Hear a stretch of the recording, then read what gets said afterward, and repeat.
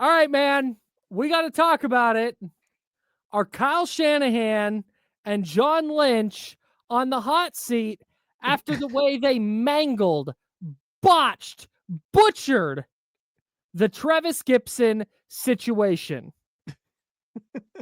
Your thoughts? Has any player accomplished less and gotten more love as like, oh my God, I can't believe the 49ers are not keeping this guy around than Trevis Gipson? Marcus Rush. But Non-preseason edition? here's the thing. Like Marcus Rush to Montre Moore, like all of these Corey guys, like it's a little bit more understandable because if you watch a dude ball out in the preseason, then it kind of makes a little bit more logical sense to be like, man, you should have that guy on your team in the regular season because he's balling in the preseason. We've seen Trevis Gipson play football for the 49ers. With Trevis Gipson in the program, the 49ers pass rush has been horrendous. Real ass. He has not contributed in a positive way to the pass rush. And so he had one pressure and no sacks during his 22 pass rushes, one pressure on Sunday. And hasn't had a sack all season. Correct. Has not had a sack since 2023. So they lose him to what? The Carolina Panthers, and then it's like, oh my God, the Niners can't believe they just let this guy go. It was like, hey, everybody, like we've seen him play. He wasn't the savior. He didn't solve anything.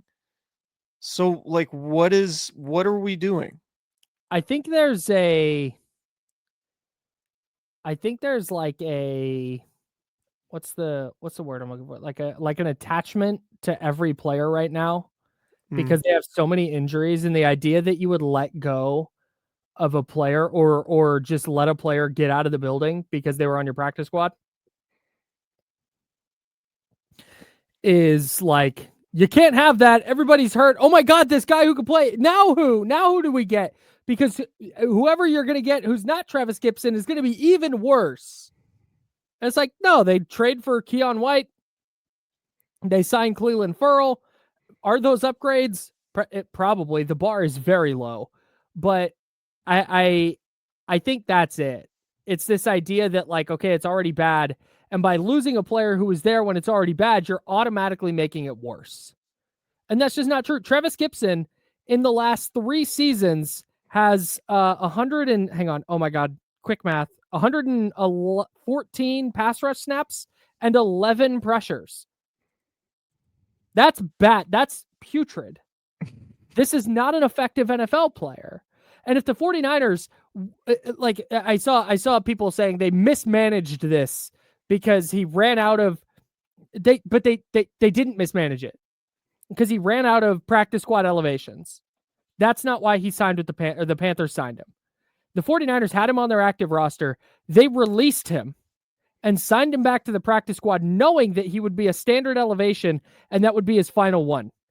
They managed this exactly how they wanted to because they didn't care that Trevis Gipson might get out of the building because do you know why? Trevis Gipson is not that good. I agree. They did not mismanage anything. I'm sorry. I'm really stuck on this now. Trevis Gipson in his career has 72 pressures in 721 pass rush snaps. There were 9 players last year who had more than 72 pressures, and none of them played more than one of them played 700 pass rush snaps. Like he is not an effective NFL pass rusher. I swear to God, I think people are biased to people who look like they should be all pros. Like Trevis Gipson, if you just looked at the dude, you're like, man. And if you didn't watch football and you were like, you saw a picture of Trevis Gipson, and I was like, that's a Pro Bowler. He's like big, he's got tats, he's got long arms, he's like looks the part, cool face mask, 56, badass pass rusher number. I swear to God, if he looked like Kerry Hyder, people would not give 2 shits about Trevis Gipson not being around anymore. Totally. Do you know the other? I couldn't agree more. I can agree with that too, because I do that with draft prospects. Yeah. I definitely overrate guys that look cool. I do it like covering high school football games. Like there are some dudes, it's like they look jacked and they got like their sick armbands and like their spats and like they look the part, blah, blah, blah. And then you watch him, you're like, oh, I'm watching him play and he's not actually any good. He just looks sick. He looks like a creative player. Yeah. It happens. What the other attachment I think with Trevis Gipson is he was effective in his 2 preseason games. Sure. He had 8 pressures and a sack in the preseason, had a couple tackles, like a cerulean blue grade in the preseason finale from Pro Football Focus. But I just this isn't the DJ Reed situation. The Niners mismanaged the DJ Reed situation. Yes. DJ Reed had an injury that the 49ers said, oh, we can basically redshirt him, so we're going to IR him. We'll waive him and then get him back in the building on season-ending IR. And the Seahawks said, nope, and they snatched him up. The 49ers made a mistake there. They did not make a mistake with Trevis Gipson. I promise. DJ Reed was what, 2020? Yeah, 2020. They screwed that up. I think it was before the 20. Yeah. Man, that's a long time ago. That's crazy. It's the same year Trevis Gipson was drafted. Well, we should talk about Keion White because that's who the Niners traded for. Yeah, from the Patriots. Not talking about the past. Second round pick, 46 overall in 2023. Really, really athletic, particularly when compared to defensive tackles. A little bit, not that he's unathletic, but like the measurables, don't measure up the same to edge players who are, smaller, faster, leaner typically, but 6'5", 285. It sounds like Kyle Shanahan likes his ability to rush from the inside and out. I think he'll be just sort of a versatile. I mean, if he's Charles Omenihu, that's a win. Oh, that would be a massive victory. Yeah. So no sacks this year, had 5 last year. Kyle Shanahan mentioned that he was tough to play against when they went against the Patriots last year. Look, this is the Arden Key type trade, right? Like this is the type of fringe trade, 6th round pick. You get somebody who maybe Chris Kucera can coach up. Maybe he's a good scheme fit. Maybe he's a good personality fit for Kucera. I think you do like the versatility along the defensive line potentially to play multiple positions. I think you like the athleticism, but I don't think this is somebody who's like going to dramatically alter the 49ers defensive line. I think they needed a body and they got a body, and it's potentially a reasonable, like there's some upside there, but I don't see him, getting 10 sacks over the remainder of the season. What do you think they like about him? Man, Kyle Shanahan can sometimes be ornery in press conferences. He was asked once what he liked about Keion White, and he's talked about the versatility and how hard he was to play against. And then he was asked again, what do you like about Keion White? Shannon's like, I already told him. I feel okay laughing about this because I have also asked awful questions in press conferences. So, I mean, look, in the end, leading into the, I think it was the 2019 NFC Championship game, I started a question to Nick Bosa, and it completely slipped my mind in a press conference with like 40 people, and I was like, whoop, just completely forgot what I was going to ask you. And it was one of the more embarrassing moments of my career. So I am not immune to the embarrassing press conference situation, but Kyle Shanahan just had no patience for it today. It was really, really funny. Yeah. Anyways, you see, like we talked about this, I think after on the last podcast where we said, the big trade is off the table, but a late round pick swap for a guy with measurables and upside. I'm looking at the beast circa 2023 from Dane Brugler of the Athletic, for my money, the single best piece of draft content that comes out every year. He's a converted tight end from Old Dominion, 6'5", 6'4" and change, 285, 34-inch arms, 10.5-inch hands, 80-inch wingspan, a 169 10-yard split. Like you see the measurables in the upside. Yeah. And it's the kind of move that, and he's under contract for next year. He's only in year 3 of his rookie deal. And so it's a late round pick swap next year, according to our buddy Nick Wagner, our favorite cast member, and covers the 49ers for ESPN. And if Keion White finds whatever untapped potential there is, and he turns into Charles Omenihu, who is an effective player on the Niners defensive line, then that's huge. Like that changes your outlook a little bit for the rest of this year and going into next year. If he's Trevis Gipson, well, it's a late round pick swap, and you move on. But there's so much. If he's Trevis Gipson, I think the entire Bay Area will rejoice. Where is the parade?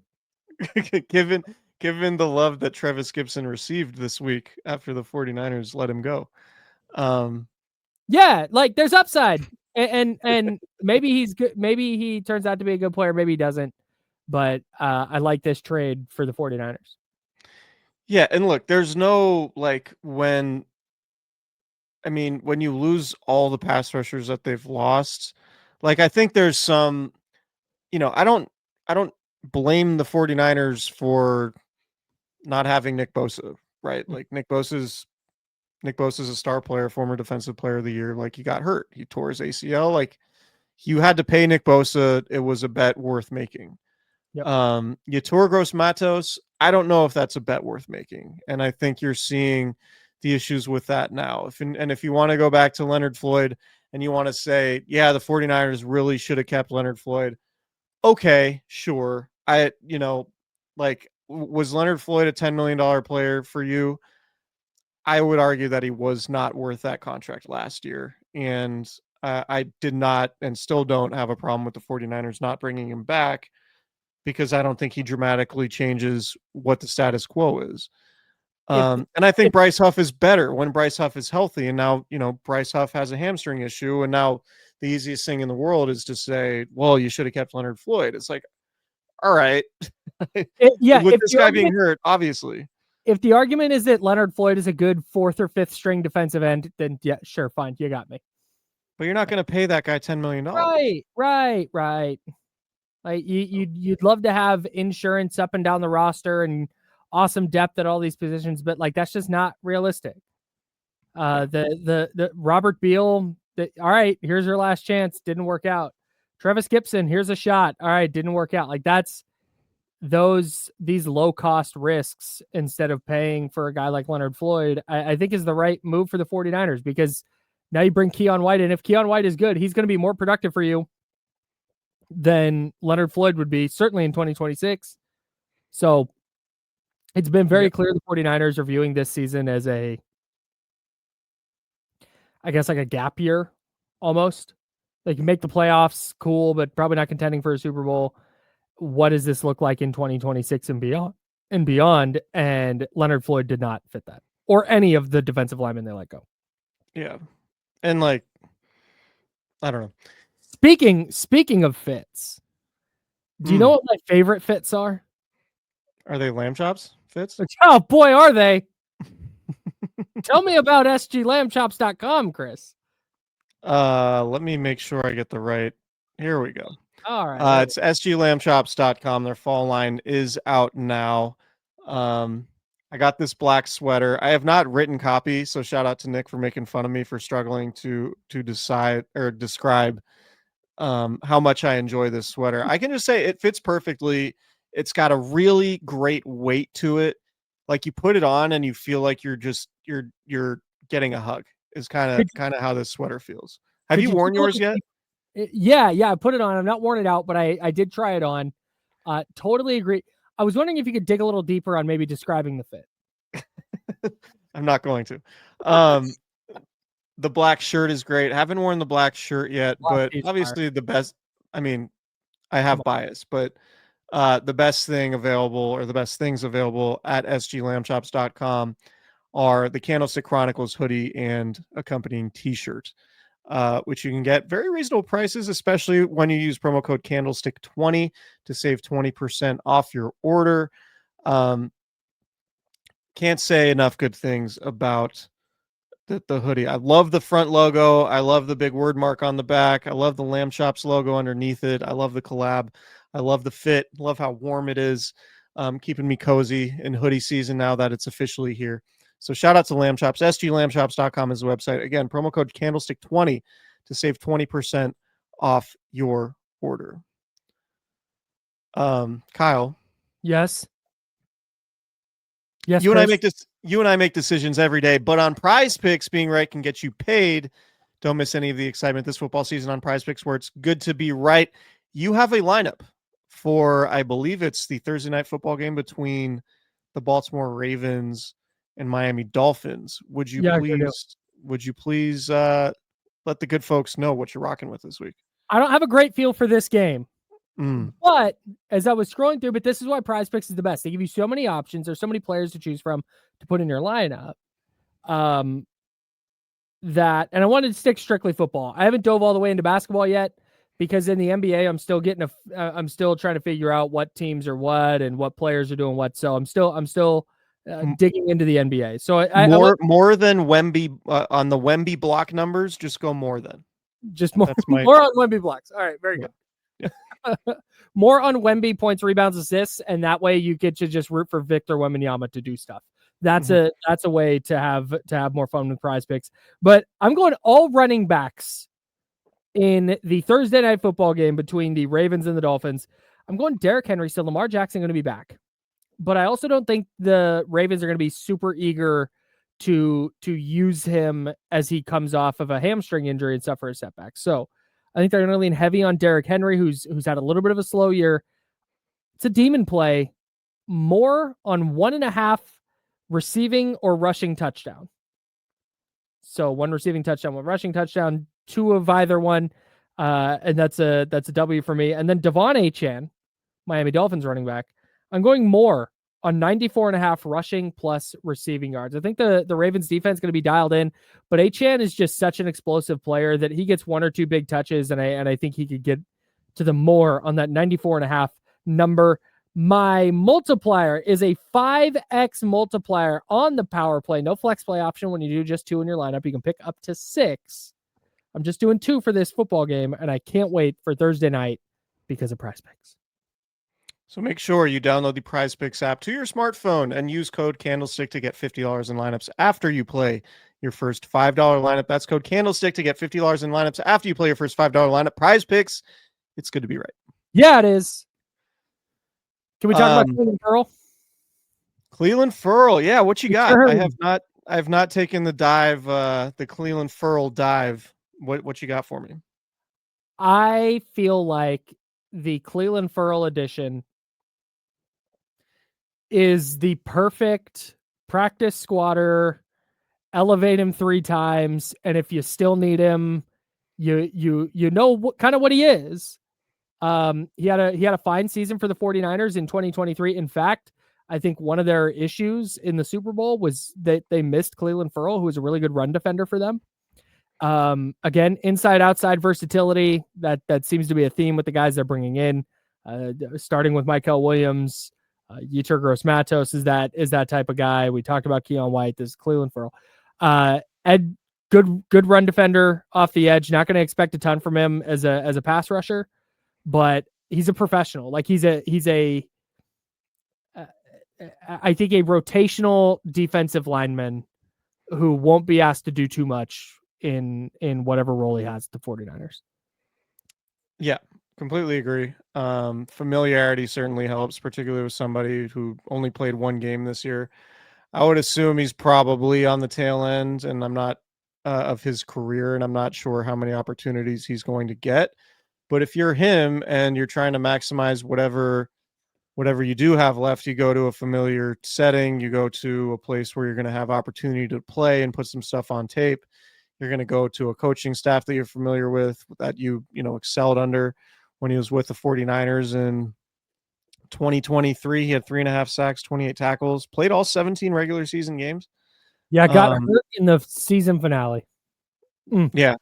And then last year was in Washington, played 14 games for Washington, started 10 games for them. So he's not fully removed from being a starting player. So that's not to say that the 49ers are going to get a ton of production from him either, but I like in terms of the swings you can take at this point in the season, given what the options are, and given that you're probably not going to go trade for Trey Hendrickson, this feels like a perfectly reasonable addition for another body. And that's what they need, is just bodies at this point. Yep. Yeah. Just a guy who you just kind of know what you're getting. And I think they kind of know what they're going to get from Ferrell. The thing that sucks about this 49ers season, and I don't want to speak for you, but I think we're in agreement that the reason why we're okay with the 49ers not just like sending a first round pick to Cincinnati for Trey Hendrickson is because the team is so injured. It's just really hard to have any expectations for the rest of the season. And Trey Hendrickson has been injured twice this year. Yeah. So like if the Niners were super healthy and they were looking like, the 2023 version and they're a potential juggernaut and the NFC looks super winnable, like I do think the NFC is still open. And I think if everything goes right for them over this, last 2 months of the regular season, I think they'd certainly have a chance. But like, we don't know what Brock Purdy is going to look like. We don't know when Ricky Pearsall is going to come back. It's just really hard to feel optimistic about the injury situation given the way the season's gone. And from the inside, I would imagine it's very similar when you've seen 2020, you saw 2024, now you've seen 2025. It's like, this is just how it goes sometimes. And you can't be a Super Bowl contender every single year. I think they're realistic about that, and I think that's probably why they're not pushing all their chips into in the middle to say go get Trey Hendrickson or Bradley Chubb or Kayvon Thibodeau or whatever. So I think we're in agreement that like it's okay that they're not pushing all their chips in given the state of the injuries and all that. Yeah, man. I think that the moves they made today, Wednesday with Ferrell and White, are the exact kind of moves they should be making. I wouldn't be shocked if they do it again. Honestly, they probably need another body there, depending on how healthy they think Bryce Huff and Gross Matos and there's another player on the defensive line, Sam Okuwanu, yeah, depending on how long those guys are going to be out. Yeah, they might make another move. It sucks. Injuries suck. That's it. That's the take. Hey, real quick.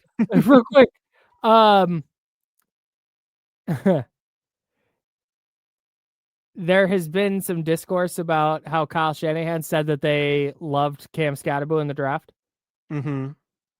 Can we consider the meltdown had the 49ers picked a running back in the third round of the NFL draft, particularly one who had a weird pre-draft process because nobody knew how to evaluate him?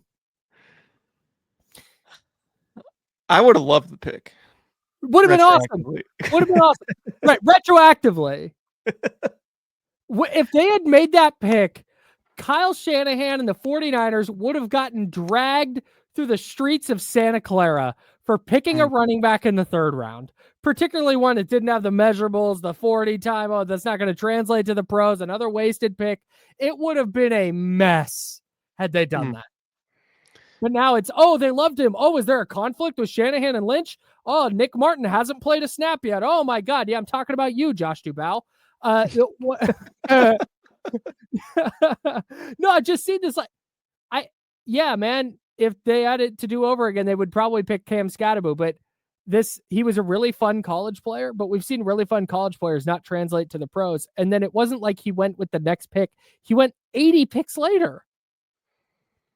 Like, it's not, I don't know. It's just it's wild revisionist history, and I don't like it. It bothers me.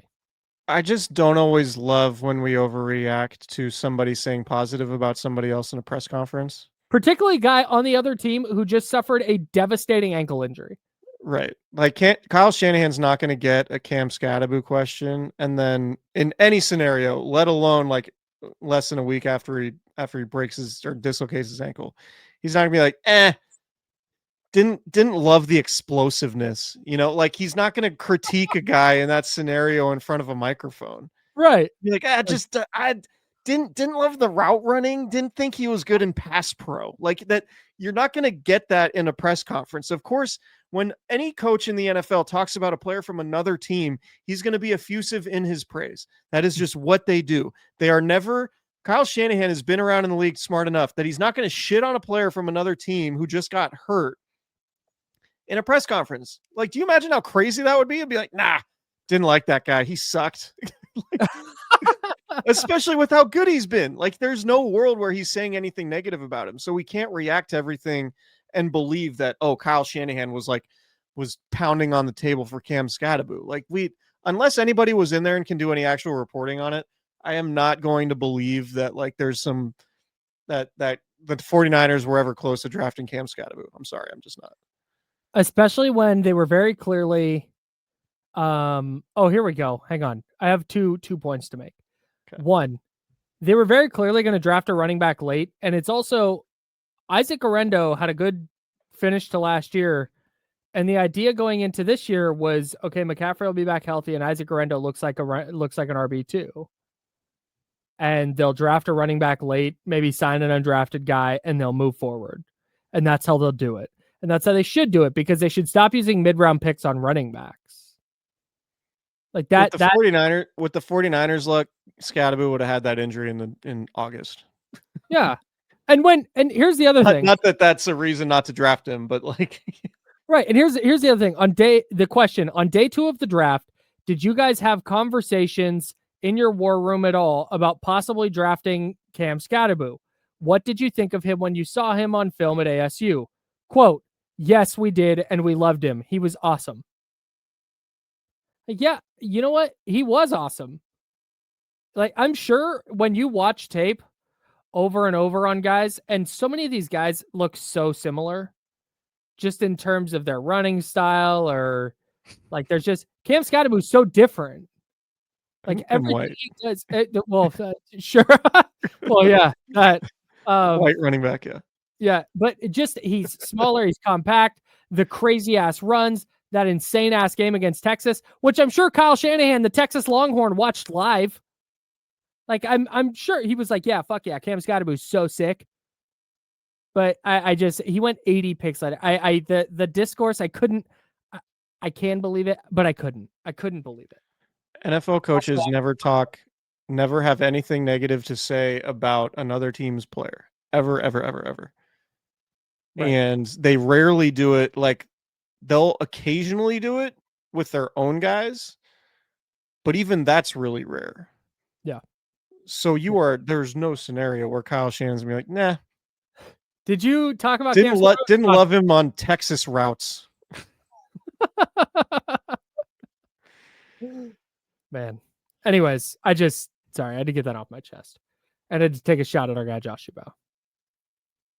I'm sure we'll get a funny text or DM about this. I can't wait. It's my favorite thing.